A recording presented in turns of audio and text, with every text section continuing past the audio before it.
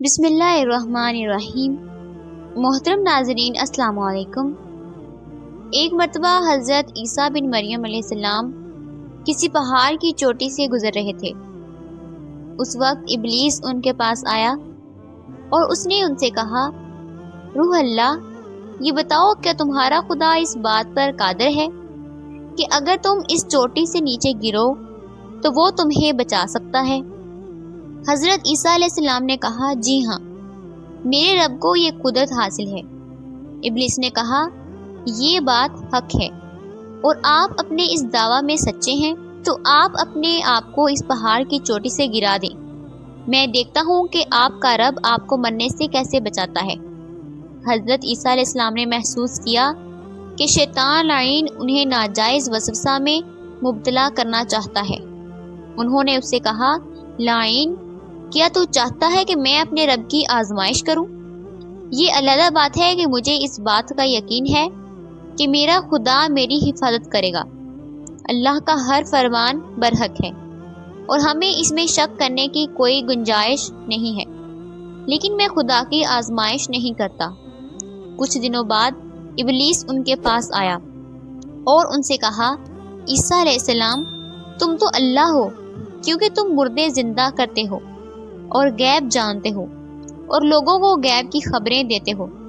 حضرت عیسیٰ علیہ السلام نے اس کی بات کاٹتے ہوئے کہا، لعین، تو جھوٹ بکتا ہے، میں خدا کا مستجاب الدعوات بندہ ہوں۔ اللہ میری دعائیں قبول کرتا ہے اور اس کے حکم سے مردے زندہ ہوتے ہیں، اور جہاں تک غیب کی باتوں کا تعلق ہے تو خدا مجھے غیب کی اطلاع دیتا ہے، میں لوگوں کو اس کی خبر دیتا ہوں۔ جب ابلیس نے دیکھا کہ عیسیٰ علیہ السلام اس کے جال میں پھنسنے پر آمادہ نہیں ہے تو اس نے چیخ ماری اور ان کے سامنے سے بھاگ کھڑا ہوا۔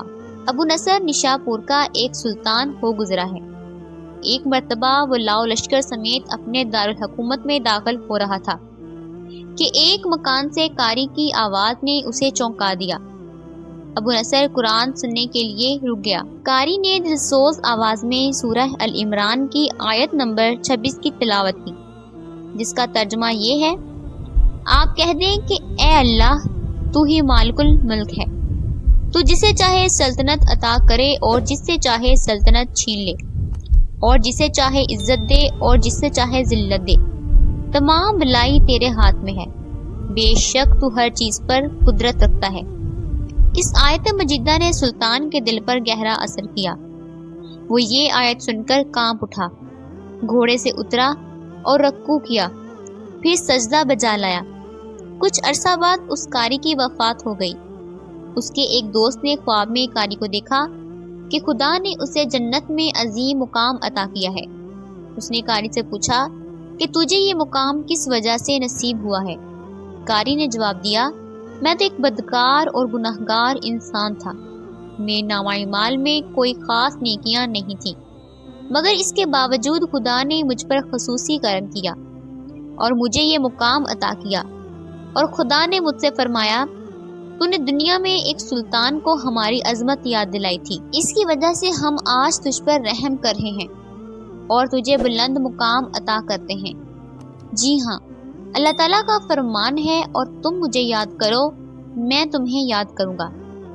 پرانے زمانہ میں انطاکیہ ایک بہت بڑا شہر تھا۔ یہ شہر ایشیائے کوچک میں واقع تھا۔ اس شہر کی لمبائی 12 میل تھی اور اس میں انسانوں کی ایک بھاری تعداد قیام پذیر تھی۔ انطاکیہ شہر کے لوگ گمراہ اور ظالم تھے۔ وہ ستاروں اور بتوں کی پوجا کرتے تھے۔ اللہ تعالیٰ نے ان کی رشد و ہدایت کے لیے ان کے پاس 2 نبی بھیجے۔ اہل شہر نے ان کی تردید کی تو ان کی تقویت کے لیے تیسرے رسول کو وہاں بھیجا گیا۔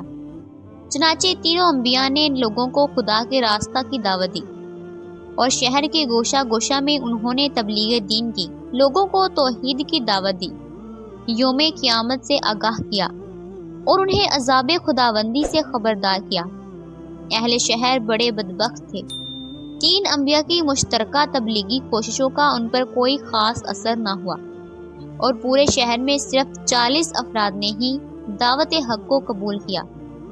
شہر کے دوسرے لوگوں نے تینوں انبیاء اور ان کے پیروکاروں کو پکڑ لیا اور انہیں سخت اذیتیں دیں اور ظلم کی انتہا یہ کی گئی کہ ان مظلوموں کی گردن میں سوراخ کر کے اس میں رسیاں ڈال دی گئیں اور شہر کے ظالم لوگ رقص بسمل سے لطف اندوز ہوئے۔ اس شہر میں ایک مرد مومن رہتا تھا جس کا نام حبیب النجار تھا۔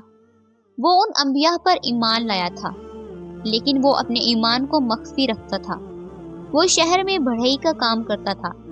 اسے جو مزدوری ملتی تھی وہ اس کو 2 حصوں میں تقسیم کرتا تھا۔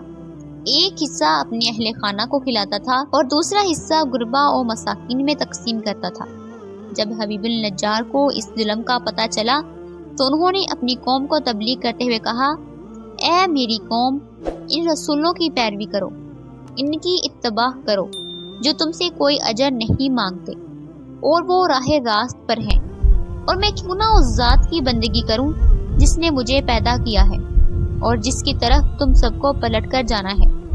کیا میں اس ذات کے علاوہ کسی کو معبود بناؤں؟ جبکہ اگر خدائے رحمان مجھے ضرر پہنچانے کا ارادہ کر لے تو ان کی شفاعت مجھے کوئی فائدہ نہیں دے سکتی اور نہ وہ مجھے چھڑا سکتے ہیں، تب تو میں صریح گمراہی میں مبتلا ہو جاؤں گا۔ میں تو تمہارے پروردگار پر ایمان لے آیا ہوں، تم بھی میری بات مان لو۔ لیکن ظالم لوگوں نے ان کی بات پر کان نہ دھرے اور ان کی نصیحت سن کر خواب غفلت سے بیدار نہ ہوئے، بلکہ ظالم درندے یکدم اس پر ٹوٹ پڑے اور بیچارے کو اتنا مارا کہ اس کی آنتیں باہر نکل آئیں۔ پھر اس کا گلا دبا کر قتل کر دیا اور لاشا کو ایک کنویں میں ڈال کر اس میں مٹی ڈال دی گئی اور وہ کنواں اس کا مدفن بن گیا۔ بعض روایات کے مطابق ظالموں نے اسے پکڑ کر آری سے 2 حصوں میں تقسیم کر دیا تھا۔ ایک اور روایت میں مذکور ہے کہ لوگوں نے اسی گردن میں سوراخ کیا اور اس میں رسی ڈالی اور پھر اسے صلیب پر چڑھا دیا جہاں اس کی موت واقع ہوئی۔ حبیب النجار کو موت سے قبل انبیاء دکھائی دیے تو اس نے یہ آخری الفاظ کہے، میں تمہارے رب پر ایمان لایا ہوں، میرے گواہ رہنا۔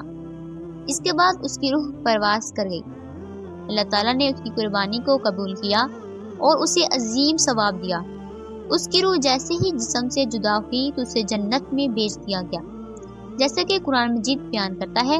حبیب النجار کو نیک انجام مبارک ہو۔ ناظرین، امید کرتی ہوں کہ آپ کو آج کی ویڈیو اچھی لگی ہوگی۔ اگر آپ کو ہماری ویڈیو اچھی لگی ہے تو ویڈیو کو زیادہ سے زیادہ شیئر کریں اور مزید اس طرح کی اسلامک ویڈیوز کے لیے ہمارے چینل کو سبسکرائب کریں۔ ملتے ہیں نیکسٹ ویڈیو میں، اجازت دیجیے، اللہ حافظ۔